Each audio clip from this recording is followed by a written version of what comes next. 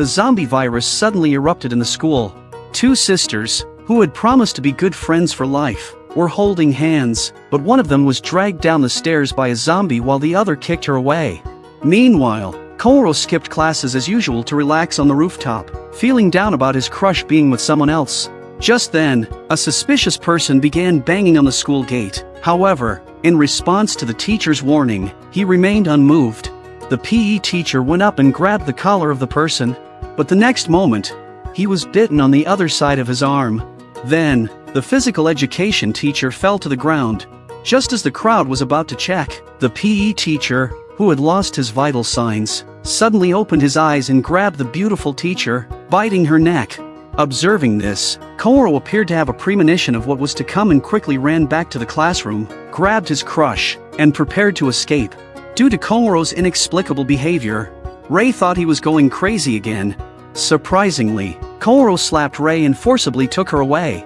They broke the mop and turned it into a makeshift weapon. Suddenly, the broadcast reported a violent incident on campus and ordered all students to evacuate immediately. Then there were screams on the radio. As the chaos began, countless students rushed to the door. On the other side, Koto and the others decided to head to the rooftop to avoid being trampled. But unfortunately, they encountered the infected.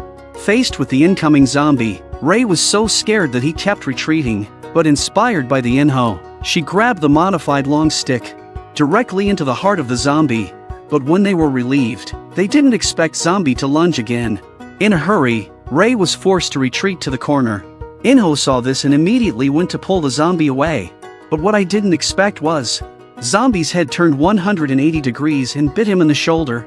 No matter how Rei attacked, but cannot pull zombie away. Rei screamed desperately for Koto's help, and he bravely took up a baseball bat and smashed the zombie's skull. Zombie was finally put down. They also discovered that, only by attacking the head of the zombie, to eliminate them completely. Soon, the three of them reached the top of the building. They saw that the city below was already in chaos. And the playground, it has become a zombie paradise. Some people were bitten alive, while others even suffered mental breakdowns, and jumped off the building directly. Just as they were stunned, a large number of zombies had already attacked. They had to run towards the observatory. They used tables and chairs to block the staircase, temporarily blocked the zombie outside. However, at this moment, Inho suddenly coughed up blood and turned into a zombie. As he approached them slowly, Koto, in order to protect Rei, he took out his weapon and killed him with determination. However, afterwards, Rei blamed Koto instead, asking if he killed Inho because she liked him. Hearing this, Koto's heart was completely hurt. He decided to leave the rooftop, join the horde of zombies in death. But the next second, Rei suddenly hugged his arm, crying and saying that what she said earlier was not sincere, and begged him not to leave her alone. After a brief period of sadness, Rei decided to call her father, who was a police officer, to inquire about what was happening. After waiting for a long time, the call finally went through, but there were gunshots coming from the other side. As her father's voice came through, he said that the entire city had fallen into panic and urged them to leave as soon as possible. However, before he could finish speaking, the signal was completely cut off. Just as they were at a loss, countless zombies are slowly approaching them. However, trapped in the observatory, they faced a new challenge. As the number of zombies increases, the tables and chairs blocking the stairs will soon break through. If they didn't escape soon, death will be waiting for them. Koto quickly pulled out the hose and asked Rei to turn on the switch. In an instant, strong water pressure was released. After the impact of the high-pressure water gun, the zombies were successfully dispersed. But in order to escape from the school, they had to navigate through floors filled with zombies. So they decided to first find surviving classmates, and then unite to leave together. Meanwhile, at the school infirmary, the zombie group broke through the glass, attacked the male students and female school nurse. In an instant, the male student was surrounded by zombies. In his final moments, he tried to urge the female nurse to escape, but she was too scared and froze in place. As the zombies approached, at this critical juncture, a female student with a wooden sword appeared and quickly killed the zombies. This purple-haired girl's name is Siko, the captain of the school's kendo club. She came to the injured male student, and at his request, Seiko killed him, but just then, more zombies arrived from outside. However, Seiko was not afraid and even showed a bloodthirsty grin. They quickly took care of the zombies in front of them. Then they headed to the teacher's office. Whenever a zombie attacks, Seiko could easily repel them with just one strike. Meanwhile, upstairs, Hirano and Saya cautiously went to the tool room. As a military enthusiast, Hirano immediately noticed the nail gun on the table. But just then, more and more zombies gathered outside the door. Saya urged Hirano to hurry and find a way to kill them, but Hirano was acting possessed, not paying attention to Saya's words, but constantly modifying the nail gun in his hand. After being constantly hit by the zombies, the door was finally broken open. Facing the zombies rushing in, Hirano picked up the modified nail gun in his hand and started shooting at the zombies. As the zombie group was repelled, they quickly exited the room. Meanwhile, Saya tested the zombies by throwing towels at them, and finally concluded that zombies are very sensitive to sound. They lack vision and smell, but as they were discussing countermeasures, more zombies emerged from behind. But at the critical moment, Hirano's modified gun ran out of bullets. As the zombies got closer and closer, Saya had to use nearby objects to keep attacking the zombies, but this could not stop zombies. When Kouro and the others arrived, Saya was performing a lobotomy on a zombie, so everyone picked up weapons and launched an attack on the zombies. All the zombies have been eliminated. Saya was scared and fell to the ground. She was looking at herself covered in blood. Saya lowered her proud posture, finally, let out a cry. They arrived at an office and learned from the TV that the world is now overrun with zombies. Given the current situation, they realized the seriousness of the situation. After discussing it together, the most hopeful solution was to find a large car and drive through the zombie horde directly. And in the office, there was a key to a bus. They only had to pass through the dense zombie group. As the door opened, they worked together and quickly ran towards the parking lot. But with a scream, they were drawn to a group of students surrounded by zombies. At the stairway, they were about to die there, but at a critical moment, Kouro's team arrived and rescued them. After eliminating the zombies, Kouro invited them to escape together. However, a new problem arose. Due to the overwhelming number of zombies, if they broke through without guidance, they would surely be wiped out. But if they could lure all the zombies away with sound, they can easily exit the gate. However, someone had to take risks and venture out to create sound. So Kouro volunteered, slowly walking towards the zombie horde. On campus, students were frantically fleeing as numerous students were bitten and killed by zombies. Surviving student Kouro and his team bravely fought and tried to break through the zombie horde. But one of the boys was surrounded by zombies. The sound of screaming echoed throughout the campus. When the girl who was running away saw her boyfriend being eaten by the zombie swarm, despite Saya's advice to stay away, she rushed towards the zombies. She wanted to die with her lover. Finally, Kouro and their group reached the bus, where the school nurse Shizuka immediately started the engine. Just as the car door was about to close, a group of survivors suddenly emerged from a distance. At that moment, Seiko said that it was Wisteria-sensei, but Rei's face suddenly turned pale when she heard the name. Kouro told Shizuka to wait for the group to get in the car before driving, but Rei told him not to wait for Wisteria and that he should die instead. Kouro was puzzled by Rei's unusual behavior. Meanwhile, under the leadership of Wisteria, more and more students boarded the bus safely, but just as he was about to get on the bus, a student ran towards him from afar. He fell directly in front of him because he was going too fast. The student said he broke his foot and asked Wisteria to help him. However, Wisteria kicked him in the face, stating that people without strength had no value in surviving. Shizuka drove the bus out of the school. They finally managed to escape from the school filled with zombies.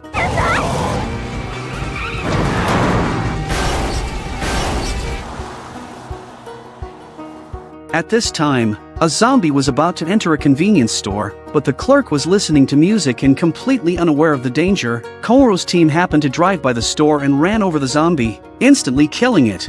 The group of people in the car were arguing about where to find a safe place. They almost got into a fight about it. Rei knocked one of them to the ground. Wisteria walked over, clapping in approval, praising Ray for ending the dispute and stating that they needed a leader to guide the team. As the only teacher in the group, Wisteria volunteered to be the leader, and almost everyone agreed with the proposal. However, Ray strongly resisted and even jumped off the bus by herself. Koto was worried and followed her.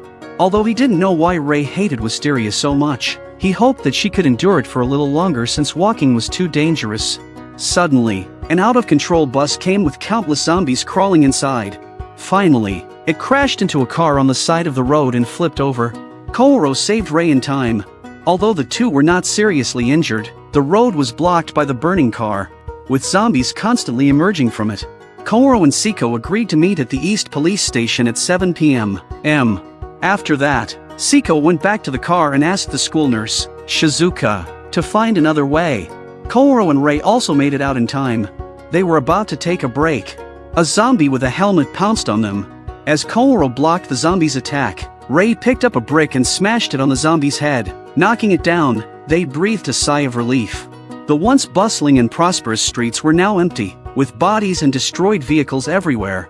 They found a police car, but the police inside were already dead. Ray checked and found a handgun, but unfortunately, there were only 5 bullets in the gun. In this post-apocalyptic world, each bullet was precious. At that moment, Ray handed Koto 5 bloody bullets. She had taken them from the severed hand of another police officer. With the gun in hand, they continued forward. They arrived at a gas station and wanted to refuel their motorcycles, but the self-service machine required money, which they didn't have. Koto went inside the gas station to find some money. When he saw no one was around, he picked up a baseball bat and smashed it on the vending machine. Suddenly, a scream startled Koto. He rushed out. Ray was held by a man with a knife to her neck. In a world where zombies are rampant, the man only wanted to have fun while he was still alive, and so Ray, with her good looks, became his target. The man threatened Koto to drop his weapon and give him the motorcycle with a full tank of gas. Helpless, Koto had to comply. However, when he threw the iron rod, the sound of the impact with the ground attracted a large number of zombies. After filling up the fuel, the man told Koto to get lost. At that moment, Koto seized the opportunity and shot the man in the chest. The man was knocked to the ground. The intense pain made the man whimper continuously. Ray wanted to teach him a lesson, but Koto urged her to leave quickly because the noise had already attracted a large number of zombies. The injured man asked for help from Koto, but Koto just looked at him contemptuously and turned around, riding away on his motorcycle. By that point, the man was surrounded by zombies and his fate was already sealed. At that moment, a female zombie was showing off, but she was shot in the head the next moment. A purple-haired beauty with a sniper rifle took down a zombie with one shot. In a short while, all the zombies in the airport were eliminated. This fierce woman was named Rika, the ace sniper of the special assault team, and now she is in charge of airport security. She was also a good friend of the school nurse, Shizuka. On this side, Saya and the others drove to the city. But the situation here is not good either. Some street thugs were acting recklessly, wielding weapons and attacking both zombies and uninfected humans. If it weren't for quick evasion, Koto and Ray would have been killed by them. Additionally, many uninfected civilians fled to the outskirts of the city to avoid the zombies. The places they chose were usually independent islands or areas with strong armed forces, but contact with others also meant the risk of zombie invasion. As time passed, these areas only maintained the minimum population to survive and refused entry to outsiders. The zombies were rampant, and screams could be heard all over. All the survivors wanted to escape, but they were all trapped on the bridge. The police prohibited civilians from leaving the area, and some hoodlums who didn't listen tried to force their way out. But the next moment, they were washed away from the bridge by a high-pressure water gun. Inside the bus, Wisteria was brainwashing the crowd.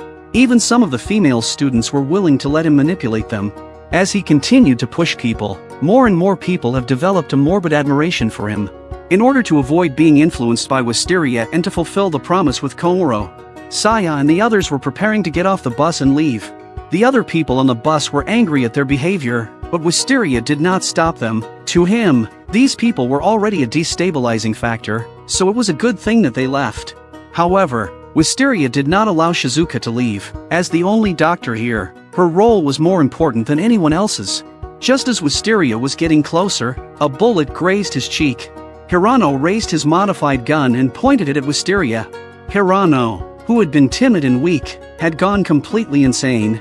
Now, as long as someone dared to stop him, he would not hesitate to kill them.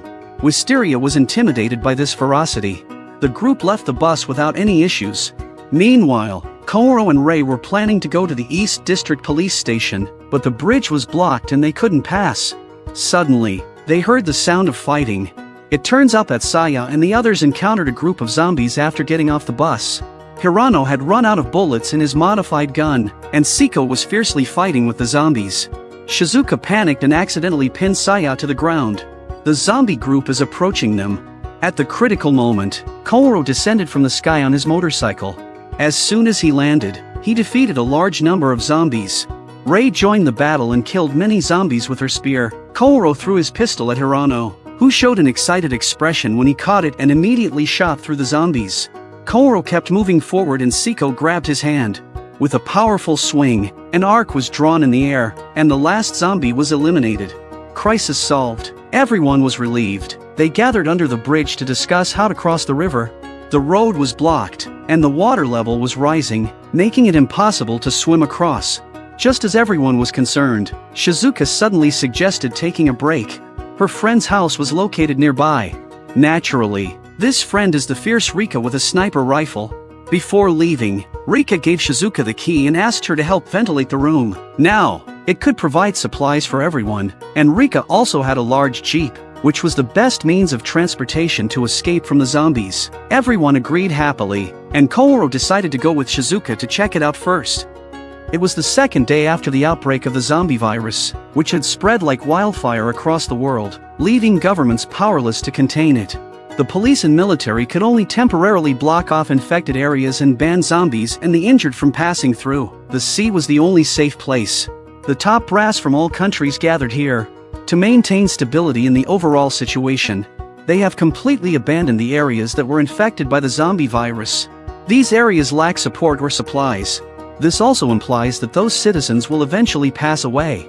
This decision caused a lot of dissatisfaction and people began to protest, suspecting that the virus was a biological weapon developed by certain countries. The riots became more and more violent. In the end, some people even lost their minds.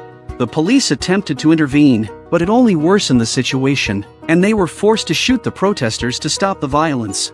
Meanwhile, Koto and his team arrived at Rika's house. As a top sniper in the special forces, she must have a collection of weapons in her home. So the boys searched for guns in the room.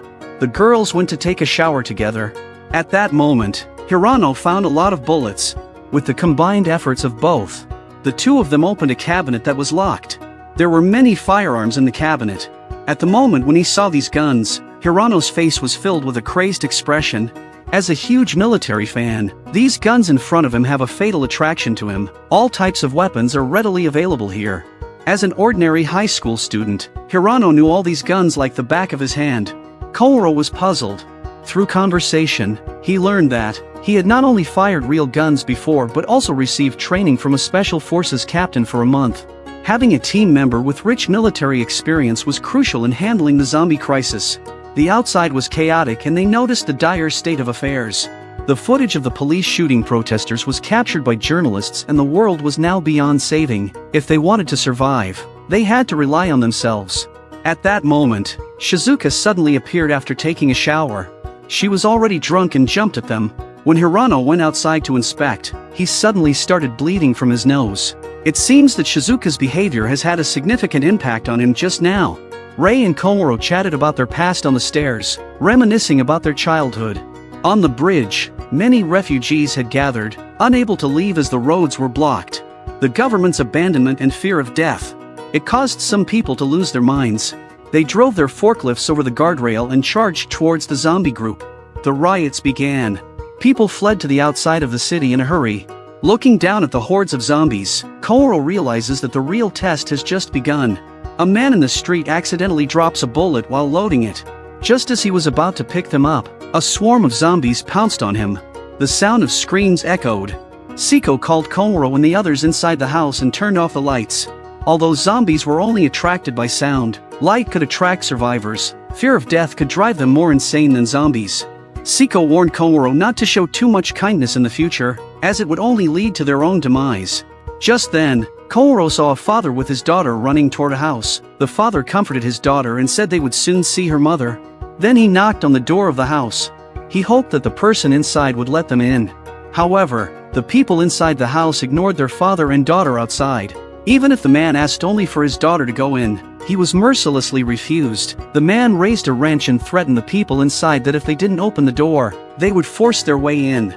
Finally, the man inside the house compromised. However, the moment the door opened, the man was stabbed in the chest with a sharp knife. The daughter behind the door looked at the scene in disbelief. The man gently stroked his daughter's head and told her he was okay, asking her to find a place to hide. Before he could finish his sentence, he closed his eyes forever. The girl cried out in grief and clutched her father's lifeless body. Her cries attracted the surrounding zombies. Just as the zombie was about to bite the girl, Hirano shot him on the balcony just in time to kill him. One by one, the surrounding zombies were eliminated. Kouro, who had witnessed all of this, decided to save the girl. After a discussion, Siko and Rei finally agreed to do so. Kouro rode his motorcycle towards the zombie horde, with Hirano providing cover fire from the balcony. So there was no obstruction. However, when he entered the courtyard, the bike overturned because it crushed a corpse. But there was no major issue. Looking at the girl surrounded by the zombies, Kouro charged into the zombie horde with an iron rod, knocking down more and more zombies. Just then, another zombie charged towards him from behind. After being alerted by the little girl, Kouro quickly drew his gun and shot the zombie in the mouth, instantly killing it. After eliminating all the zombies in the courtyard and bidding farewell to the little girl's father, they prepared to escape from here. However, the outside was already surrounded by countless zombies, making it impossible to leave. Kouro suddenly had an idea and carried the little girl on his back, leaving through the wall. Despite the zombies under the fence howling and roaring, but after all, they don't have human minds and can't bite the people above them. As long as Kouro doesn't fall off the wall, he will be okay. But at that moment, the little girl suddenly said she wanted to use the restroom.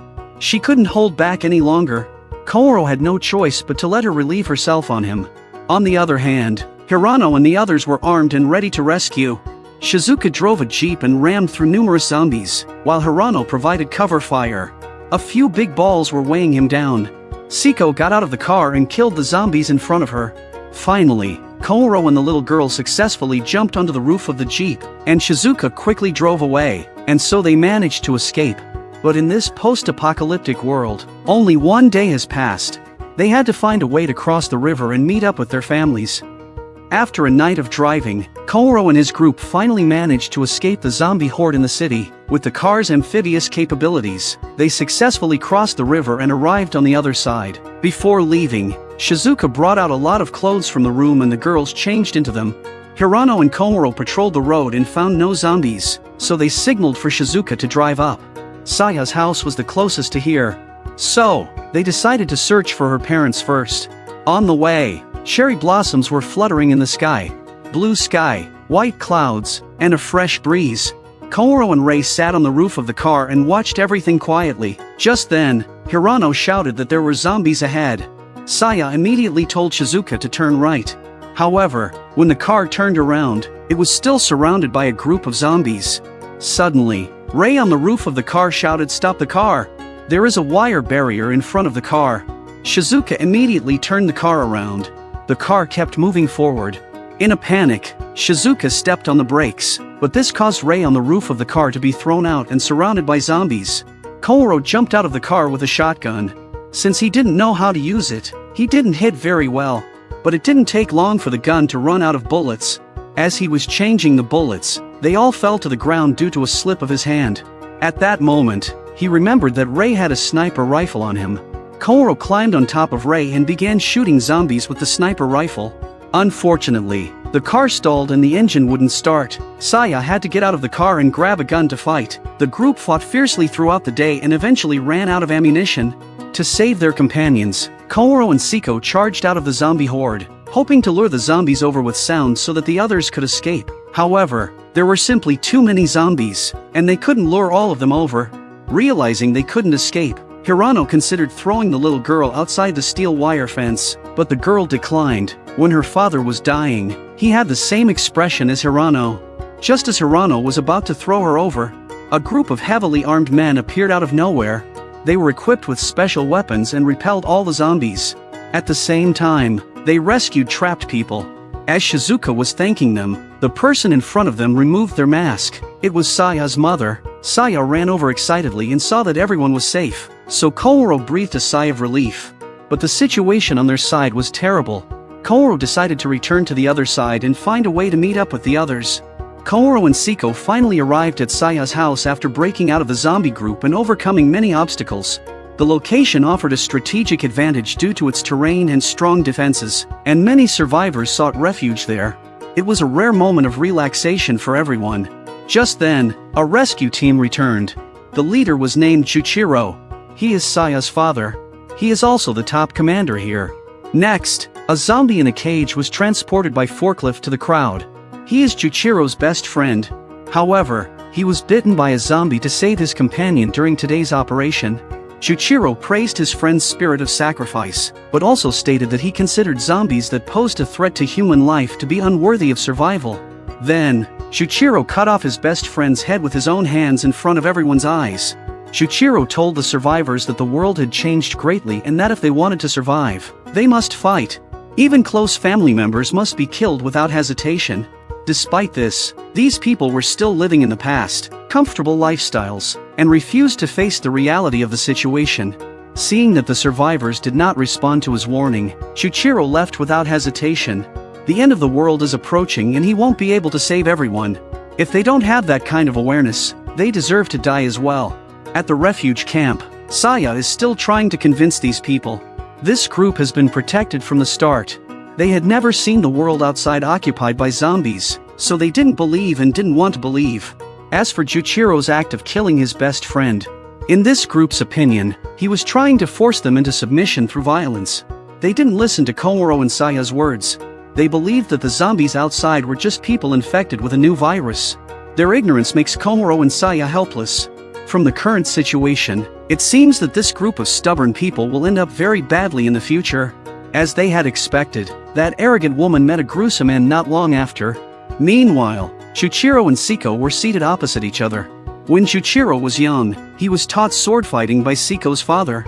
Now he was happy to see his daughter so good. As a token of gratitude for her father's kindness, Juichiro gave Siko a precious samurai sword.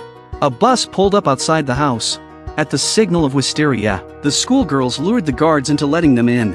At that moment, Ray suddenly grabbed his bayonet and rushed out. It turned out that Wisteria had arrived, and from the words of those present, it seemed that he was the son of a member of parliament and held a high position. The man praised his father for raising a good son, but Wisteria sneered at his words, revealing that his father was actually a tyrannical ruler who had driven his mother to suicide. He claimed that he was just a pawn in his father's hands and that his father had even used him to teach the daughter of a police officer a lesson by making her repeat a grade as a warning. The policeman's daughter was Ray. While Wisteria was hypocritically talking about how she was protecting the students, Ray rushed forward and placed the bayonet in front of him. The thought of her father, who had never wavered in his beliefs, apologizing to Wisteria made her seethe with anger and wish to kill him. Wisteria tempted Ray to attack him, hoping to fulfill his twisted desires by sacrificing himself and driving her to the brink of despair. However, Ray decided not to kill him as she didn't want to tarnish her hands. Ray's words made Wisteria feel insulted.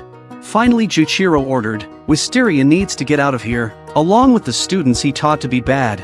Inside a military vessel in the depths of the ocean, soldiers received final orders from their superiors to launch nuclear missiles at various countries. With a key turn, humanity's forbidden weapon has resurfaced once again. The outbreak of the zombie virus and the nuclear strike. As if an invisible hand is controlling everything. A conspiracy seemed to be developing, and to prevent the nuclear bombs from falling, countries simultaneously conducted intercepts and successfully destroyed their targets. But there was still one nuclear bomb still headed for the target. At this time, everyone on the warship responsible for intercepting the nuclear bomb was turned into a zombie. The nuclear bomb eventually exploded. The sky above the city. A blinding white light enveloped the entire land. All electronic devices were destroyed. The explosion of a nuclear warhead is catastrophic to electronic equipment. Biological virus combined with the destruction of human technology. In a way, the end of the world may be near. Wisteria, who was forcibly expelled by Juichiro, suddenly encountered a problem with the engine, causing the brakes to fail. The bus collided with a roadblock set up to stop the zombies, and hordes of zombies poured in from the outside. Strong fear surged into their hearts, and those who were supposed to guard the shelter fled in terror. The zombie horde quickly breached the defenses and guards, biting and killing them. Chuchiro ordered a lockdown immediately, despite the gate being successfully closed. But as time went by, more and more zombies have gathered here. Under the pressure of a horde of zombies, the gate finally couldn't hold up the collapse. The disaster had begun. Mama. In the shelter, screams filled the air as people frantically ran around, but their efforts were in vain. The previously arrogant woman who advocated pacifism picked up a kitchen knife and attacked the zombies in a fit of madness. She was eventually bitten to death by numerous zombies. On the other hand, Koto and Seiko's group were fighting against the zombies. Unlike those who had never encountered zombies before, they showed no fear or panic. Under Koto's leadership, they fought against the zombies with no apparent pressure. At that point, the villa had already been overrun and Chuchiro gathered everyone to break through the zombie horde in search of other shelters. He entrusted his daughter, Saya, to Hirano and told him to protect her at all costs. Previously, Koto stated that he wanted to search for the families of his companions, so he wouldn't go with Chuchiro. Saya wanted to object, but her mother smacked her, reminding her that they both had their own responsibilities and could not take care of her together. Understanding her parents' intentions, Saya tearfully left. Due to the nuclear explosion, all vehicles were unable to operate and had to be modified and adjusted, so they had to wait until the jeep was finished. At that moment, Chuchiro ordered the bomb to be dropped. The loud roar also attracted numerous zombies to approach. The guards kept firing. The couple even rushed straight to the zombie group. After a fierce battle, the jeep was finally modified and ready to go. They wanted to invite the mechanic to come with them, but he declined, stating that his friends were all here, and he did not want to leave them. After bidding farewell, the mechanic picked up a wrench and began to fight the zombies as the jeep drove away, wondering if they would ever see each other again. Due to a bus collision with a roadblock earlier, the intersection was extremely narrow and normal vehicles were unable to pass. Due to her exceptional driving skills, Shizuka was able to tilt the jeep at a 60-degree angle and pass through the narrow intersection. Continuing to drive ahead, the battle was far from over. The future holds a bigger challenge for them all. The name of this anime is Gakuen Mokashiroku. This episode of the video is the last episode of this anime, and there will be no more episodes. Unfortunately, the author of this anime passed away due to illness, which is very regrettable. For this anime, we can remember and commemorate the author by reviewing and enjoying it. At the same time, we can share and communicate with more people to let them know and appreciate this anime. Thank you for watching, and we hope to see you in the next video.